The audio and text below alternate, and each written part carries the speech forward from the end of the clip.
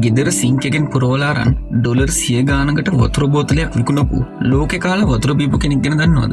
2024 දී ස්ටැනියෝම් කියන YouTuberට net එකේ විකිනෙන ක්‍රිස්ටල් වෝටර්, චාකෝල් වෝටර් වගේ වතුර බෝතල් ඩොලර් 100 ගානකට විකින්නම දැකලා මේක ස්කෑම් එකක් කියලා හිතිලා මේ ගැන අත්හදා බැලීමක් කරන්න හිතෙනවා. ස්ටැනියෝම් තමන්ගේ ගෙදරට එන නල වතුර ලස්සන වයින් බෝතල් වලට පුරවලා තමන් විසින්ම ෆේක්ව හදපු එක්වාඩි රුබිනෝටෝ කියන බ්‍රෑන්ඩ් නේම් එකෙන් අර වතුර බෝතල් ලේබල් කරලා ඇන්ටාටික් වලින් අරන් ආපු පිරිසිදු වතුර කියලා ඉන්ටර්නෙට් එකේ මාකටිං පාරක් දාලා eBay වගේ සයිට් වලට මේ වතුර බෝතල් විකුණන්න දානවා. බිස්නස් එක නැගලම යනවා. ඒ බෝතලයක් රුපියල් වලින් ගත්තොත් රුපියල් 80000කට වගේ අලවි වෙනවා. පස්සේ මෙයා තවත් මේ බිස්නස් එක මාකටිං කරන්න හිතලා තමන්ගේ වතුර බෝතලයක් වෝටර් ටෙස්ටිං කම්පිටිෂන් එකකට යවනවා. ඒ ලස්සන්ට මේ වතුර බෝතලේ ලේබල් කරවලා විනිශ්චය මණ්ඩලයට ආසා හිතන විදිහට පිළිගන්නවා. බලන්නකෝ එයාලා මේ වතුර බීලා දෙන රියැක්ෂන් එක.